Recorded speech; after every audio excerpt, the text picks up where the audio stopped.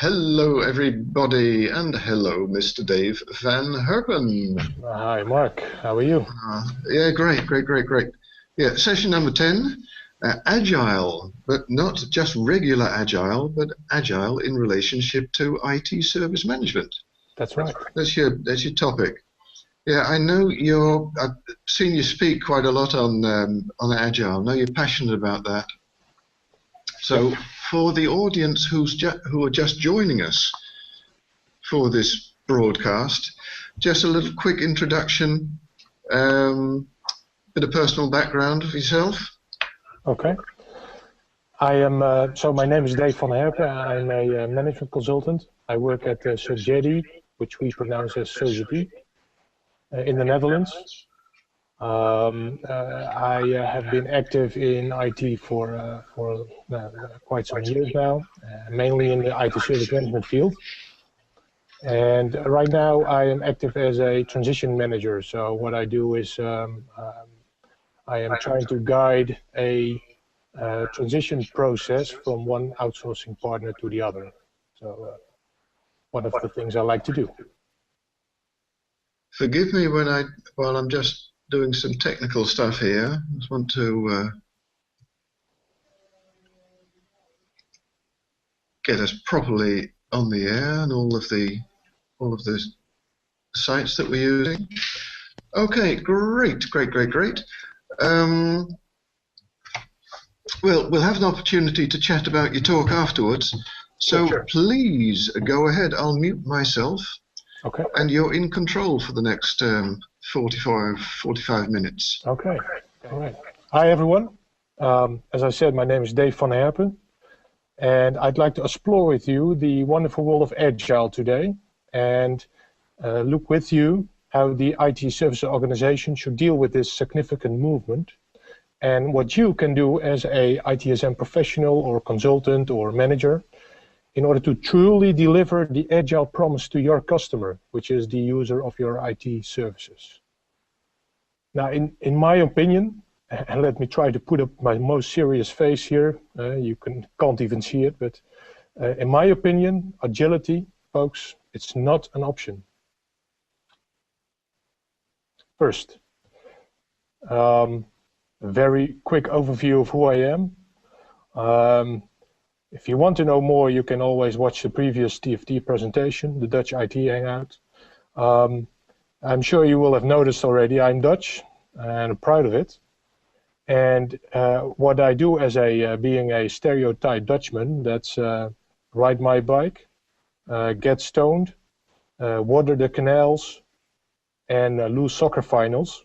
That's what we're really good at.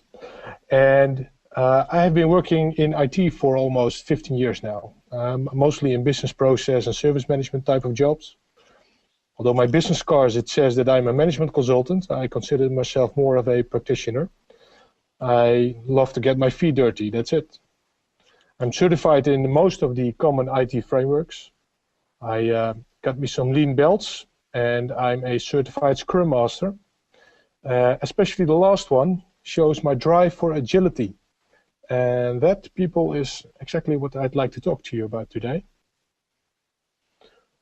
Now, I've had several experiences and thoughts about what the actual Agile. I'd like to show it to you based on this metaphor of two stunt planes. These planes could be considered as development and operations. They both are active in the same airspace, but they rarely share fundamental things like joint goals and joint culture. In practice, this results in diverging goals, or even worse, in severe clashes, such as this typical transition from development to operations. Now, the real challenge and the real value of agility, in my view, it lies in the ability to keep making the required changes, to move here and there, for the business to succeed, but to do this in close collaboration with all possible stakeholders. So not only does that include IT development and operations. It also involves support, the business, senior management, the board, suppliers, test factories, enterprise architecture, security officers, etc. If you are in IT service management, this collaboration is something that should be on top of your priority list. Now, to collaborate a little more closely and to satisfy the rapidly changing business needs, we can break this down into 4 business drivers. The first, you have the happy customer. And with customer, I mean the IT customer, the user. Here we need to stop focusing on SLAs and service reports with availability percentages of 99.5%, etc., which the customer, honestly, trust me, couldn't care less about. Agreeing and measuring on things like customer satisfaction, for instance, the NPS score or other means of customer satisfaction scoring, is a nice first step. In Agile principles, the close collaboration with this business is essential to all Agile practices, where the business, by means of the product owner, is in the team and not shouting from the other side of the river. Second, your business changes its portfolio, its priorities, goals, etc., while you are brushing your teeth. It happens so quickly. Short iterations of distinctive value are crucial here to support the organization that needs to be changed. And constant feedback is also crucial to keep everyone on board and to minimize the business risks. Now, third, this might be even the most crucial one these days. If your organization requires changes, whether it's through legislation or competition or new market opportunities, whatever, these changes, they are needed yesterday. Only an Agile development team is not enough to reach a short time to market. If it holds at test, or if it holds at production, or at the business itself, there will never be a fast flow there. And the last business driver is about delivering quality in a reliable, repetitive, and sustainable manner. Now, working in splendid isolation, whether you're at the service desk or whether you're a developer or whatever, teams need to be compressed with all required disciplines to deliver quality at the required pace. Now, this, particularly in large companies, might be a real challenge with considerable legacy environments that they have to deal with. And multidisciplinary teams are Agile's response to this. So what does this mean then, working Agile? What are we talking about? Well, if you've seen Ian Jones' presentation, you already have seen the Agile Manifesto. I think a lot of you will be familiar with these 4 basic principles from the Manifesto. And for those who haven't seen it before, please note that everything on the right, it's still considered important, but everything on the left is considered far more important.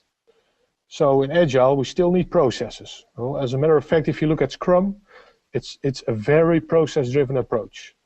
But we think it's more about real-life contact in reality. Second, we need to stop using documentation as a means to communicate from one role to another. Instead, we do this face-to-face, and we need to use documentation for what it's most useful for, which is, in my case, it's mostly for knowledge assurance. Third, we will always have contracts, but real collaboration with the customer will never happen if one of both parties start waving with the contract as soon as something unpredicted occurs. You will never have true collaboration there. And finally, in Agile, trust me, we still do planning.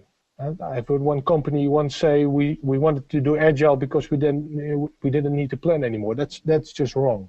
We still do planning in Agile, but we don't stick to the plan at all costs.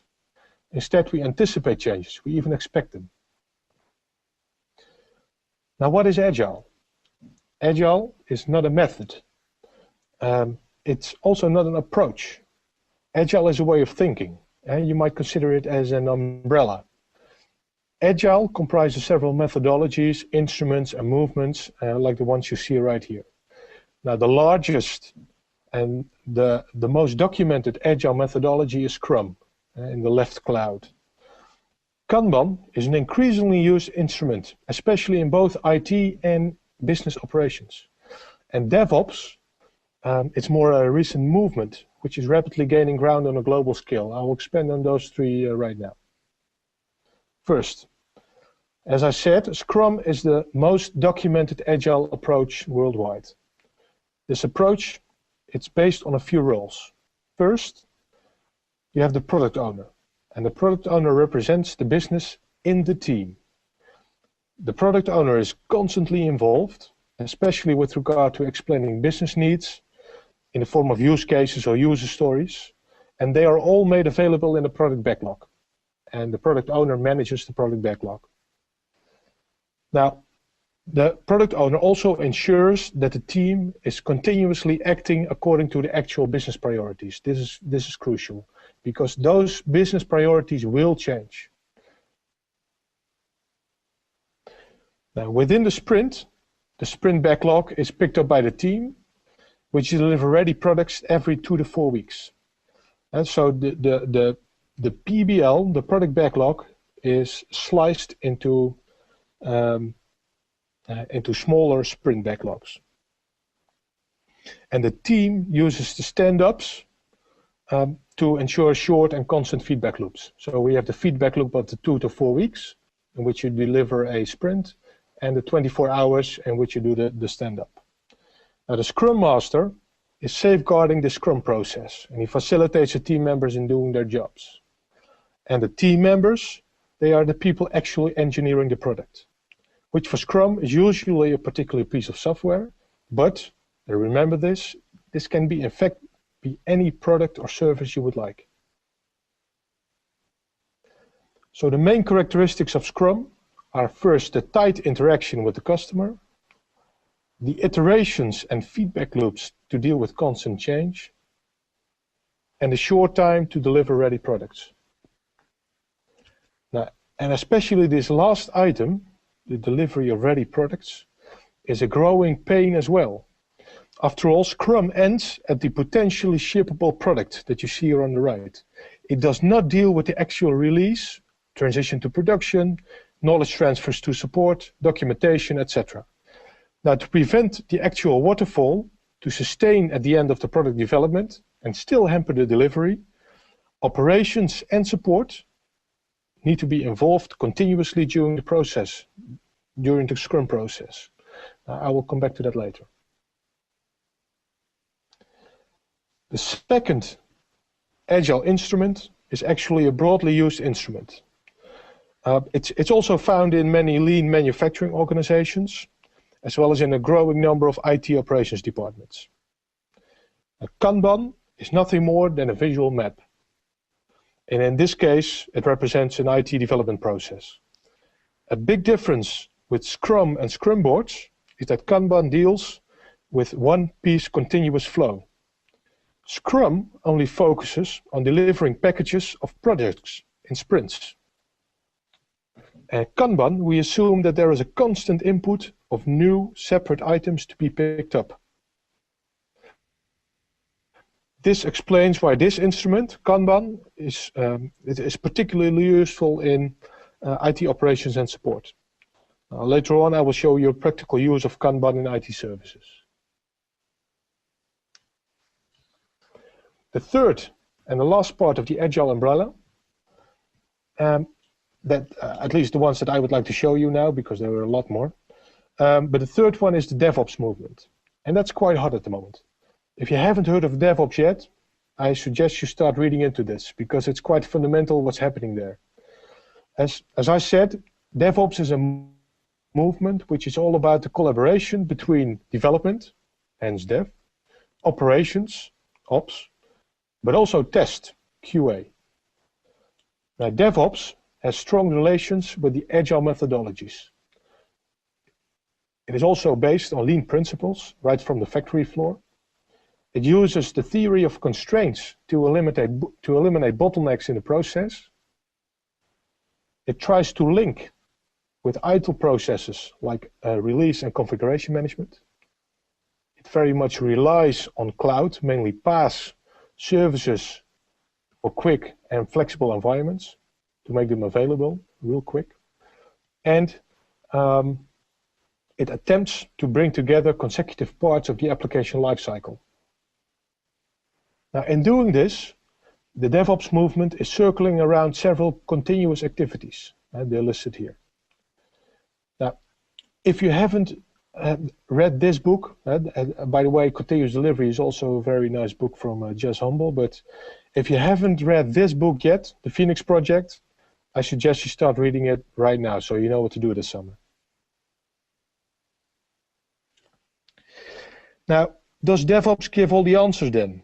And truly delivering agility to the business? Well, not quite yet. I see a lot of focus still on the automation part.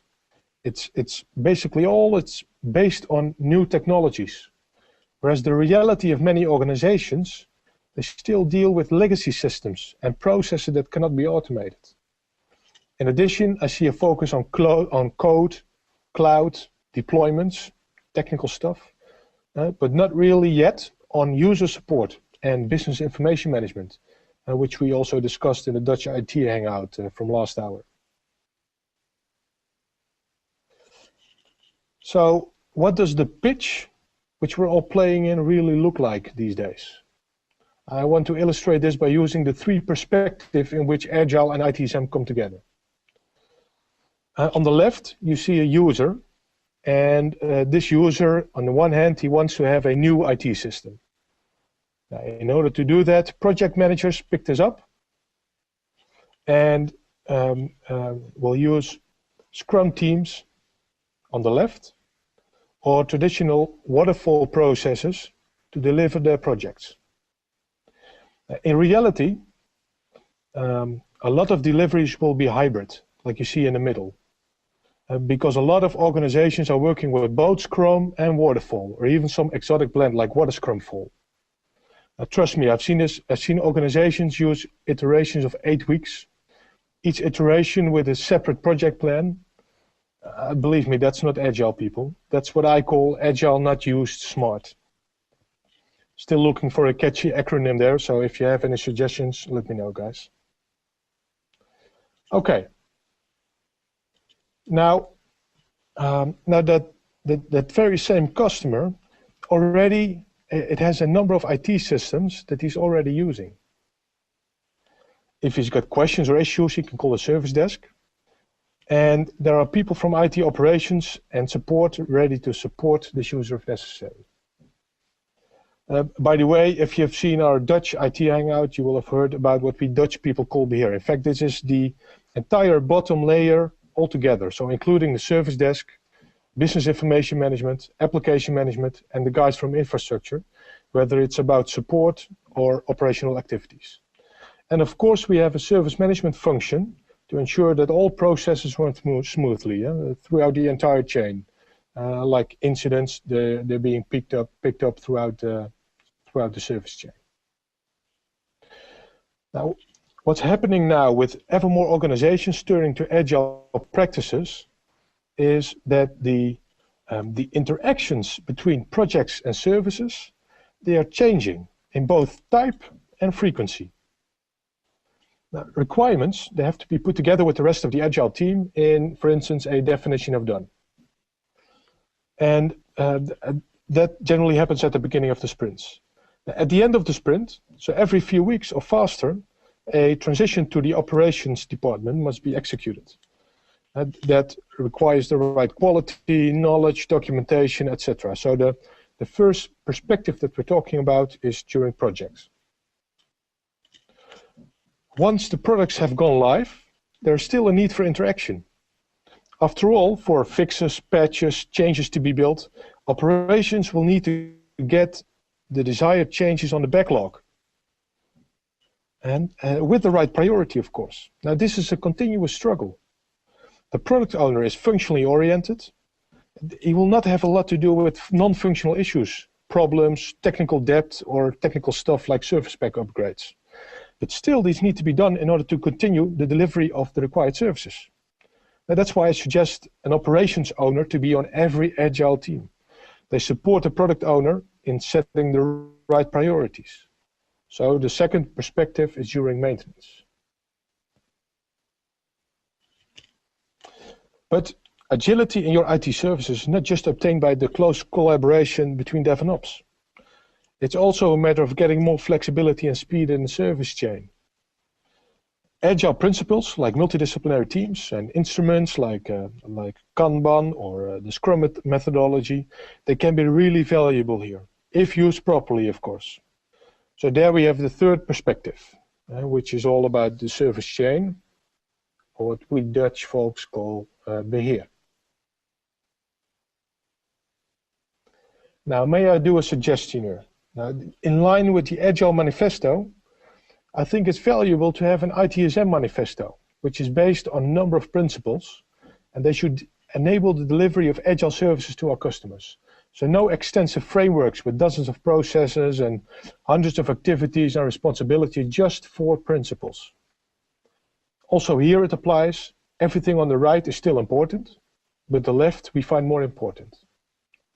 The first one refers to what we call watermelon management in Holland. So from the outside, everything looks lovely green, but the inside, trust me, it's red as hell. So for example, you have met your 99.5% last month that you agreed on with your customer. So you report everything in green. But if the 4 hours outage of the, for instance, SAP kernel happened right during month-end closure, believe me, your customer is not a happy puppy. So get that customer satisfaction in your SLAs and act upon it. Second, doing 30 multiple choice answers make you a reliable support professional? I don't think so. It's all about the right behavior to achieve true collaboration, especially in agile environments. It's not about the idle pins. Third, let's define the what to your team and then let your team define the road to get there. Appeal to the self-organizing capabilities of the generally highly qualified knowledge professionals that you're dealing with. And last, certainly not least, in the IT service business, whenever we want to get control over something, we throw another procedure at it. Of course, there are times when you just need one, but be honest, we have taken this a little bit too far. And sure, we need principles and boundaries, but let's stop the overregulation. You are the people that can do this. So if you're trying to bring Agile to your service organizations, what are the things you should at least do in order for it to be successful? Well, first, management style should be in line with the principle-based and self-organized way of working that you're trying to implement. If senior management doesn't delegate mandate to the right levels, you should not expect any form of entrepreneurship or agility from the teams. Now, second, I already stressed the importance to cultivate a culture of collaboration within the entire service chain, and that's really crucial to making Agile successful. Third, an adaptive organization also involves things like cloud environments, which are scalable and can be provisioned in a fully automated way. Fourth, all disciplines throughout the application lifecycle, also outside the service and support area, should be integrated in multidisciplinary teams. And they should deliver business value in small iterations. Now, this entails that operations and support people actually are part of the Agile teams. Not the bystander that waves with the checklist every now and then, yoo-hoo, but actually sits next to the developer trying to deliver a product that is maintainable and future-proof. Fifth, and this is a big one, trust me, truly successful Agile adoption involves the multidisciplinary competencies. This means being part of the team. The guy from operations, when he sees the tester is drowning, he will help testing the software. If the developer sees that the ops guys are lagging in getting the support documentation ready, the developer helps writing. Does this mean that we will only get generalists? No. We will always keep specialists to a certain extent. They just require other and additional skills and knowledge as well. Last, of course, it's tooling. No, really, it's tooling. Why? Because agility is virtually impossible without tooling. Automate what can be automated, especially the standard stuff. As you will have heard or read from the IT Skeptic's standard plus case material. For all those things that cannot be automated, knowledge sharing is crucial to deal with complexity, or as the IT Skeptic calls them, cases. So ask yourself this question: how agile is your service organization? So now we're almost at the final part of the presentation, because now we know what the business drivers are for agility, what agile really entails, and what its success factors are. We can now see how agile and IT services can really work together. I tried to sum up some good practices here for you. So first, you can see on the left, you can see that I took the same order as the three perspectives from Agile and ITSM I showed you earlier: project, maintenance, and beheer. In the first one, a project, we see the role of the operations owner. Now, where all agile teams have a product owner who assure the continuous business input, they maintain the product backlog, there's a strong need for assurance on the back end of the process to ensure smooth transitions to support and operations, but also to facilitate the collaboration during maintenance. So it's not only during project, it's also during maintenance. Now, this is why the operations owner should also be on each agile team to ensure sufficient documentation, to get the knowledge right, to look for service agreements, etc. And not being that guy from ops, but as a regular team member. So as soon as a project starts, the operations owner is involved in getting operations requirements in the definition of done, getting a recurring cost in the business case, etc. As I indicated also, when the service is already live, the operations owner makes sure that incidents are solved within the right priority in the agile team, so also during maintenance. Now, okay. Although agile contracts seem like a contradiction in terms, it still is possible to agree on high-level boundaries, put those in a contract, and still enable trust to develop and create and creativity to flourish during the contract period. Now, unfortunately, we don't have not enough time to get through all of these practices in detail, but I would be happy to share some of the ideas with you at any other time. Also, the number of tools and platforms are growing in amount and maturity with regard to their ability to blend knowledge across functions like development, test, operations, service desk, etc. So it's needless to say that this ability stimulates the sharing of knowledge. It stimulates them, and so it doesn't guarantee it. Now, in maintenance, Kanban is getting more and more ground in visualizing and improving the operational processes to change, support, and operate the IT services. Now, let me start by pointing you all to the new book of the IT Skeptic on standard plus case. His views explicitly illustrate the distinction successful organizations make between standard requests and case requests. Now, the first, on the left, the standard stuff, it's candidate for automation. It has predefined processes. It involves as little variance or variance and as much automation as possible. Cases, however, they do not have predefined processes, knowledge, and throughput times. However, cases still need to be pulled through the flow as fast as possible, to take and also taking account of the work limits per working cell, which we call work in progress limits or WIP limits. Now, Kanban is a very useful instrument, especially for those case type of requests. Of course, also for standard, but those you want to automate as much as possible. So especially for the case ones, whether it's incidents or problems or changes, Kanban is a very useful instrument there. We don't have a lot of time to dive into Kanban here, but I showed you some of the basics before.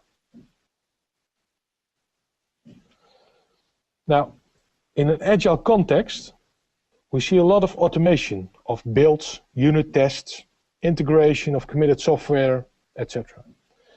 But as long as the final step in the deployment process, the actual release to production, is not automated to a maximum extent, you still lose time and risk a lot of manual mistakes, especially when you have to deploy every week or even every day. So automation is crucial there.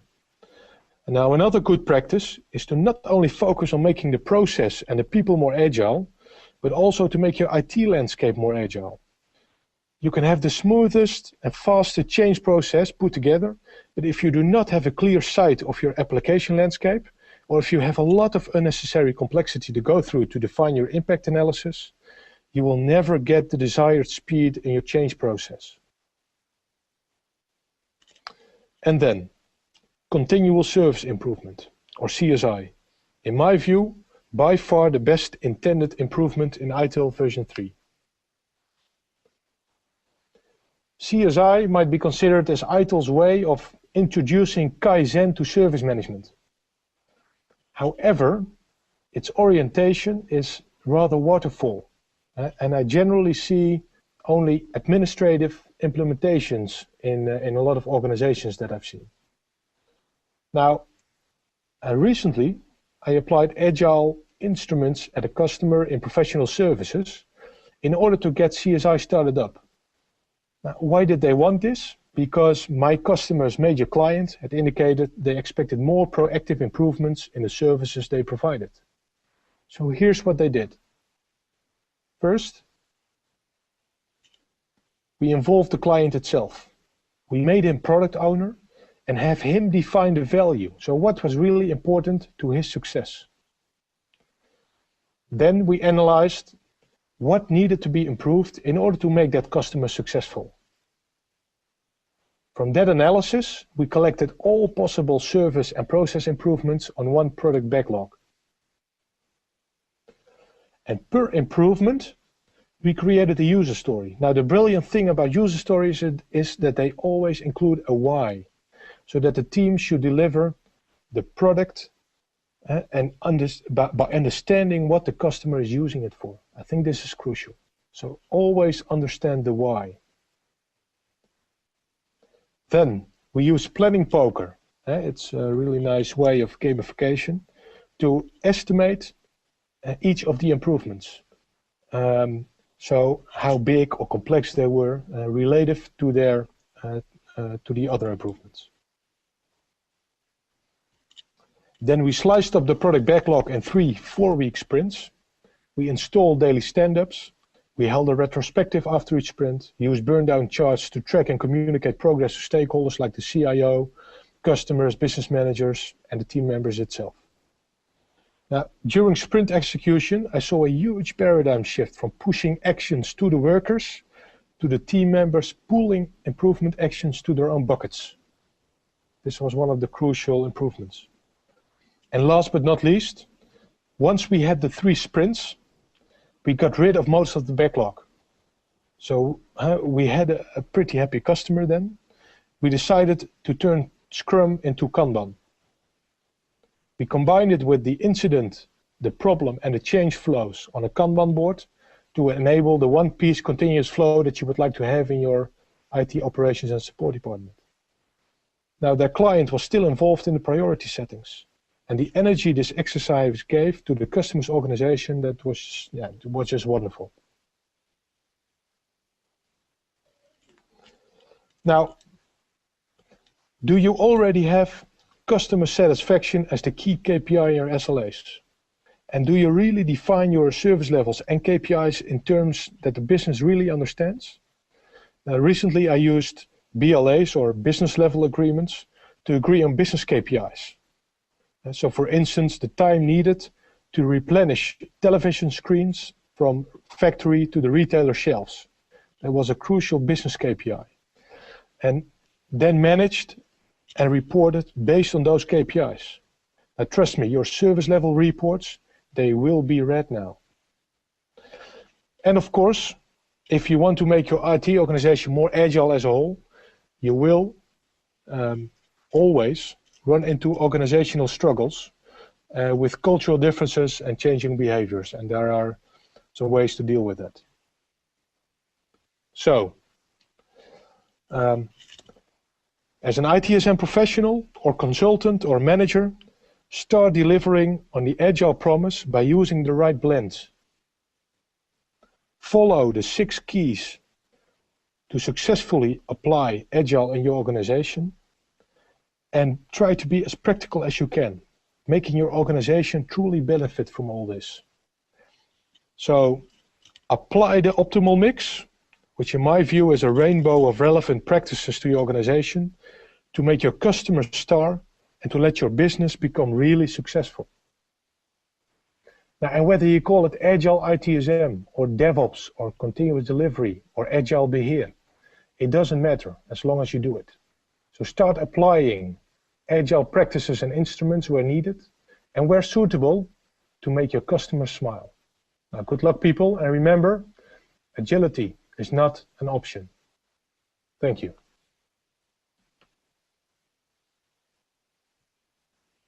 Thank you, Dave. Wonderful. Okay, I'm back. Yeah, great. Yeah, that's really good. I'm so glad that you gave Agile a really broad scope, because lots of folk talk about Agile, particularly in the world of the initial development of systems, just sort of restricting it to creating what they call potentially shippable increments, little software products that you can ship. But of course, then you still have to ship them. So, yep. Talking about the theory of constraints, if you've got a bottleneck after the initial Agile stuff, you're not getting the value out of it. So you extended it across the whole chain. Yes, especially the bottleneck. There's a brilliant example in the DevOps book that I showed, the Phoenix Project, where Brent was a person that was the bottleneck, and it kept being the bottleneck until that specific issue was taken away. So the way to deal with those bottlenecks is just deal with one, search for the other, and try to get that bottleneck out of the way as well. Yeah, yeah. Another great thing was the manifesto. It'll be interesting to see. Have you talked about the manifesto before? About the ITSM manifesto, you mean? That manifesto. Yeah, only in Holland. Yeah, right. Because you're going global now, so it'll be interesting to see how the community picks up on that. Because of course, all very basic stuff, like putting customer satisfaction above SLAs, I think is a particularly pertinent topic.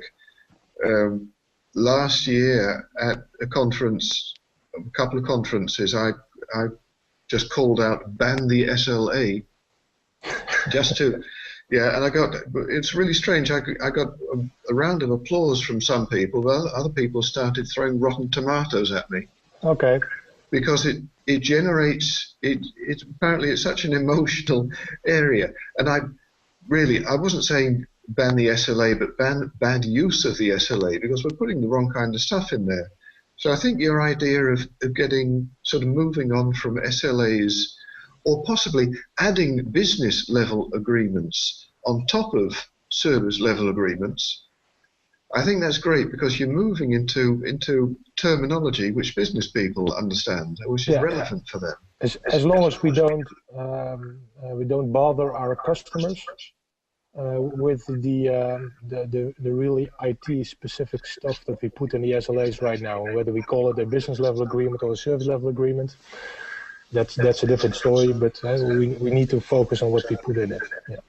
Yeah, I think in the case of an external service provider where you have a formal contract between the provider and the customer, you've got to have some kind of small print, some kind of legal agreement. So possibly you could see the SLA as not a service level agreement, but a service legal agreement, something that you need just to the fine print to emphasize what you have actually agreed in technical terms.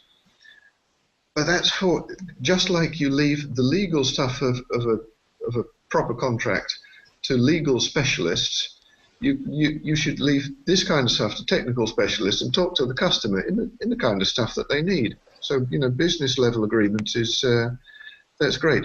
It reminded me, I'm not quite sure, I think it was either Shell or Philips. It was a big Dutch multinational where the IT manager had agreed with the business that the business would determine whether IT was doing a good job, and the business manager would indicate outages in the production process, the regular business production process, which were caused by IT. And it was a pretty brave IT manager who really sort of surrendered his control to the judgment of the business manager. Yeah. Don't reckon you get many external service providers taking it that far. But certainly thinking about that theme, how can you, and I call it the IT spring, the users are taking control, users are grabbing the steering wheel, how can you help them to fulfill their responsibilities? And certainly talking these kinds of terms, business level agreements, that's certainly going to help. Yeah, these kind of things, they start with understanding the business process and what drives the business process, what are the most important things that a business manager is keeping him awake at night, and what are his business KPIs. And those are the things that you have to focus on as an IT organization. And of course, you have a breakdown behind it of IT KPIs and sub KPIs, etc.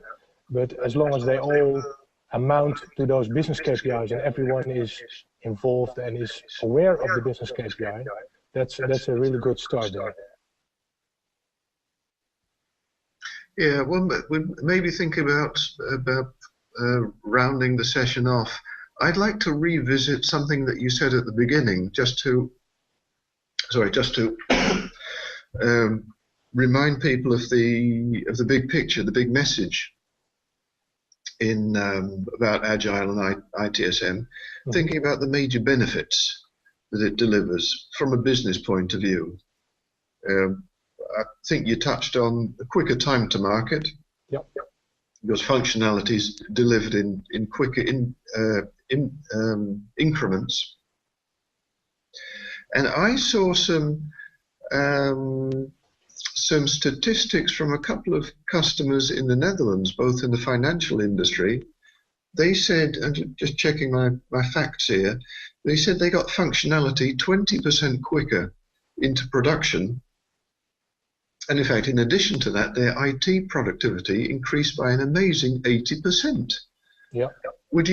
Does that surprise you? Do you think that's doesn't surprise me. I even heard numbers of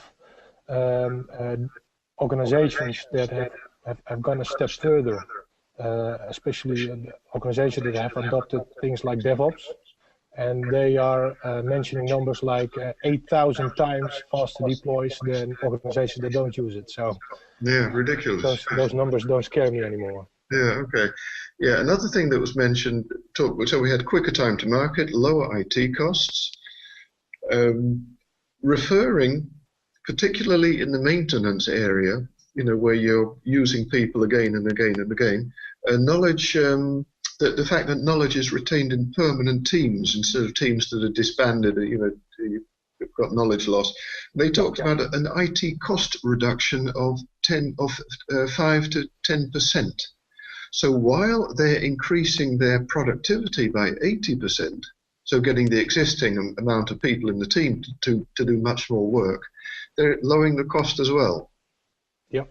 That's mainly because of the ramp up and ramp down costs, which are being eliminated. But sound plausible? Yep. Sounds plausible. Of course, you can save money with it. It shouldn't be the key driver, but I realize that in a lot of organizations, money is a key issue. So one of the key drivers I see generally is time to market. I see that popping up everywhere.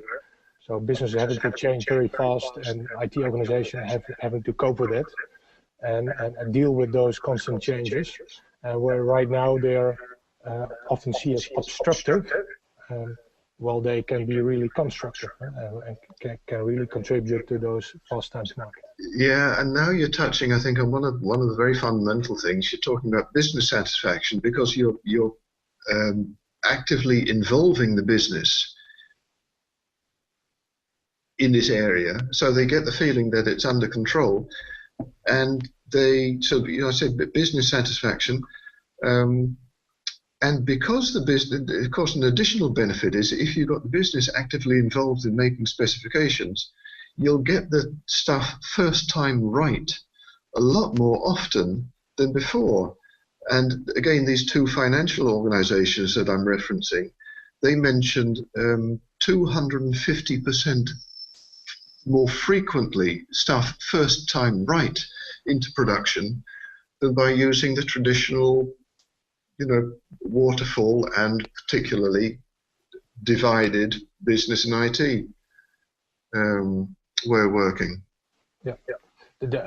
Things like first time right, they're handy metrics. You have to watch not to over-focus on them, because then you might reduce the ability, but also the likelihood that people will engage in some kind of positive risk. They do some risk taking to gain new opportunities, etc. That might be hampered by focusing too much on first time right, but still there's a lot of useful metrics there. Yeah. Another topic: how do you think you can use Agile as a change agent in organizations? Because you sort of mix, you've got the multidisciplinary approach. Yeah, using it as a change agent, that implies that it's a function or that it's a role or something like that. Or Agile is a state of mind. But if you introduce Agile in your organization in the right way and on the right places, and so throughout the entire chain, and just implementing the methodologies is not, and the instruments, then you're only not even halfway. So you have to get a certain mindset across for the people that have to start using it, and not only for the people that are in the teams or the product owners and the business, etc., but also IT management. What I see regularly is that that a lot of organizations and the people that are working in the organizations, they have a rather agile mindset by now, but the way they are managed is still based on hierarchical and traditional KPIs, and still the silos that you had before. They will not be broken down if you haven't picked up on that, call it the governance aspect, but as long as you haven't tackled that, then you still run into issues. Yeah, no, when I talked about using Agile as a change agent, I was really referring more to the, not to the instrumental side, more to the mindset that you referred to. Yeah. And I reckon you get things moving. Of course, you coupled it up to continual service improvement. And I'd like to round off this session. I just realized, listening to your talk, that there's a nice little quote from His Royal Serviceness, Chris Dancy, who I'd like to play a little video clip that we recorded at the ASL/BSL Foundation.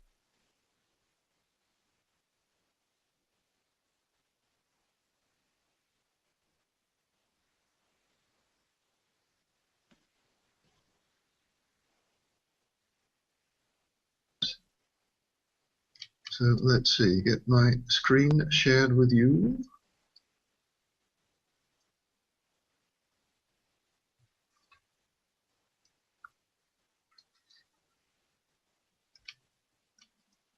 Yep, there we are. So this is, I think, about 30 seconds of Chris on continual service improvement. One of the concepts, and I'll just finish up with this, I'm sorry to ramble on, but one of the concepts that people like to talk about is continual service improvement, right? And I truly believe it's not a program. I think it's a force of nature. Things will improve. They just might improve without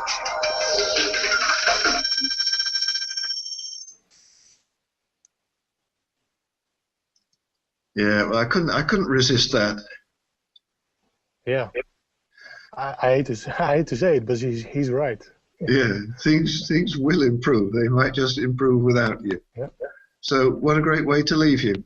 Thank you so much, Dave. I know you put an awful lot of effort into this, and it really shows great content, great delivery.